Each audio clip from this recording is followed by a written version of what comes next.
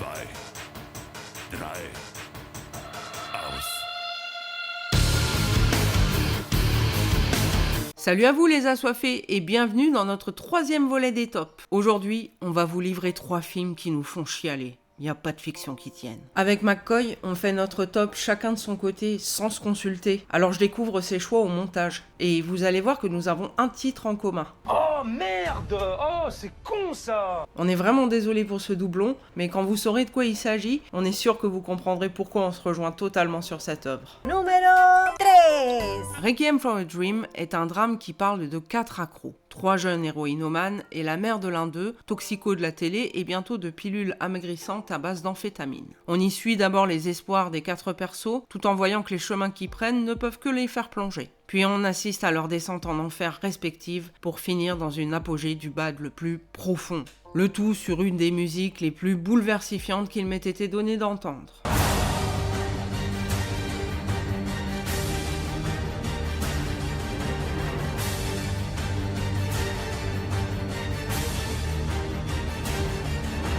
Cette histoire me fait tellement bader, mais le film est brillant. Les acteurs extraordinaires, avec une mention spéciale pour Marlon Wayans qui nous avait habitués à bien plus léger. La mise en scène, le rythme, tranquille d'abord, puis les accélérations qui précipitent la chute. Sérieux, je pense que si on veut dissuader son gosse de toucher à la drogue, faut lui montrer ce movie. Il est dur, mais au moins il prévient. Numéro 3, My Girl. L'histoire d'une gamine de 11 ans qui culpabilise de la mort de sa mère à sa naissance.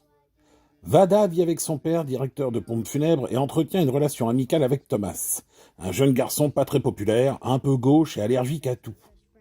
L'arrivée d'une nouvelle assistante de son père va la faire grandir et retrouver la joie de vivre. Le film en lui-même est plutôt mignon, mais une scène en particulier m'a arraché des torrents d'armes quand j'étais môme, et je suis sûr de pas être le seul. Attention spoiler, bouchez-vous les oreilles 1 minute si vous voulez pas savoir. Le petit Thomas meurt, car attaqué par un essaim d'abeilles. Le corps se retrouve exposé dans la maison funéraire du père d'Ava, et cette dernière craque au-dessus du cercueil ouvert en criant qu'il a besoin de ses lunettes. Rien que pour cette scène, My Girl est en numéro 3. Prions en silence. On va grimper aux arbres. Thomas, tu viens? Il a mal au visage. Mais où sont ses lunettes? Il voit rien sans ses lunettes. Il faut lui mettre ses lunettes. Vita, non. Ses lunettes. Ah non. Il voulait devenir acrobate. Il nous a quittés, chérie. C'est fini.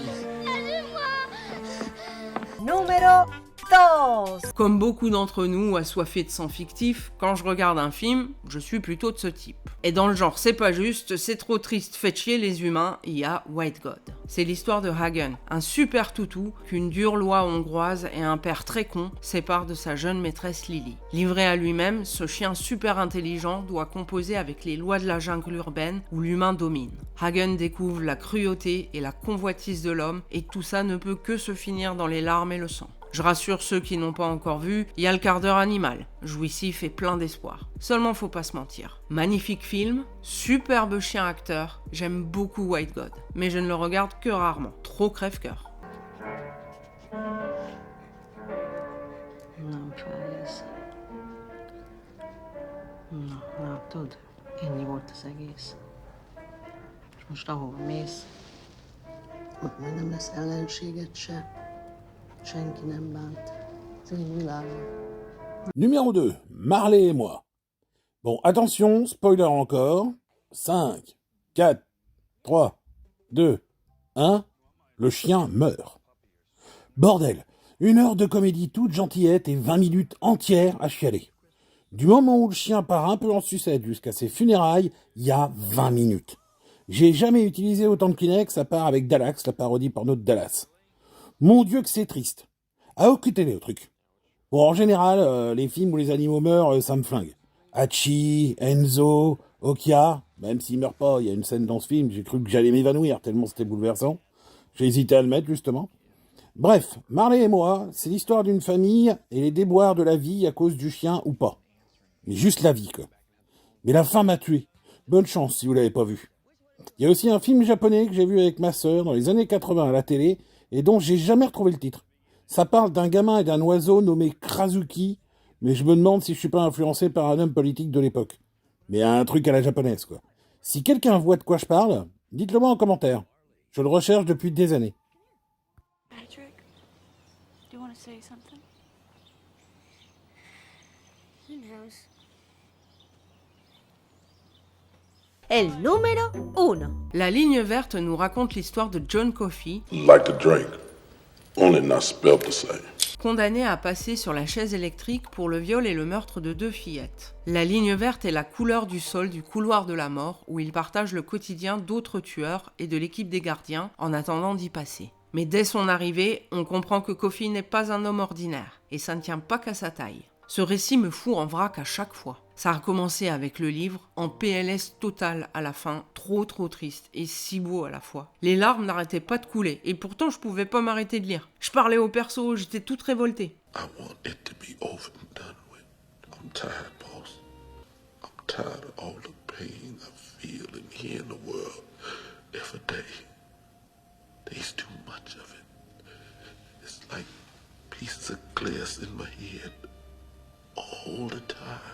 Il y a peu de très bonnes adaptations des œuvres du roi Stephen, selon moi. Et de toute façon, je pense que rien ne remplace le livre qui va encore plus fouiller les persos. Or, La Ligne Verte fait partie des rares excellentes adaptations. Très fidèle, quoique si vous en restez au film, vous ne saurez jamais de précieuses choses comme l'histoire de Delacroix, ni la relation vraiment hyper spéciale avec Mr. Jingles, ou encore l'enquête bien menée par Edgecombe, qui de nos jours donnerait certainement lieu à une révision du procès. Le film est aussi une réussite, grâce aux superbes interprétations de chaque acteur. Ceux qui doivent être touchants vous font fondre. Et ceux qui suscitent le dégoût, c'est réussi. Je pense surtout à 2 personnages dont l'ambivalence est vraiment bien incarnée par les acteurs. Doug Hutchinson, alias Percy Wetmore, et Michael Jeter, a.k.a. Édouard Delacroix. Ce sont 2 petits fils de pute qui arrivent quand même à vous faire mal au cœur parfois. Numéro 1, La Ligne Verte.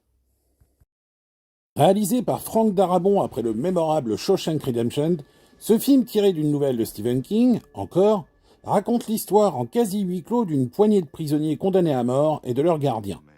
L'arrivée d'un nouveau pensionnaire, un mastodonte black apparemment inoffensif, sème le doute dans l'esprit des geôliers, puis révèle des pouvoirs curatifs qui sauveront certaines blessures.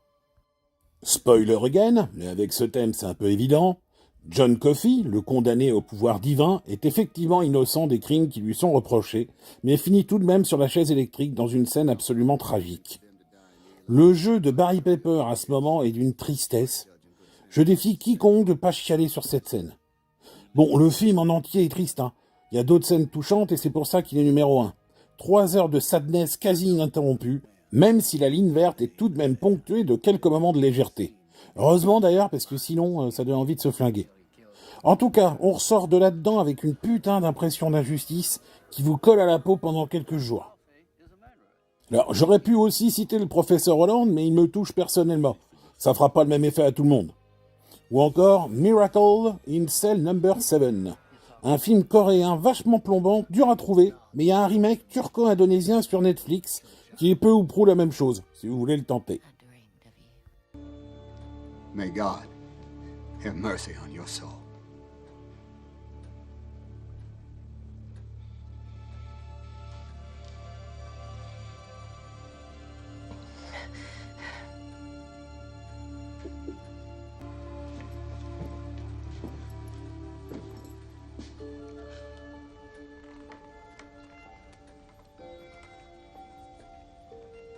He kill them with their love. That's how it is every day, all over the world.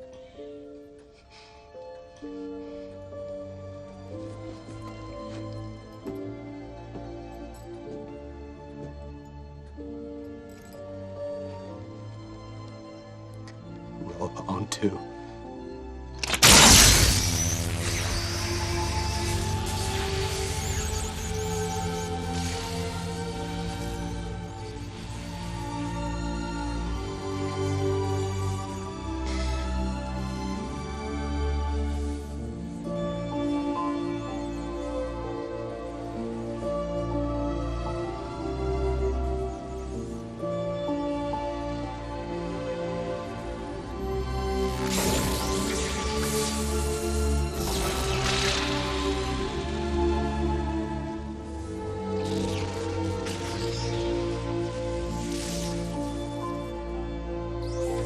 Nous voilà rendus pour ce 3e hors-série de l'été. On espère que ça vous plaît et que vous en voulez encore, parce qu'on en a en réserve. À tout bientôt!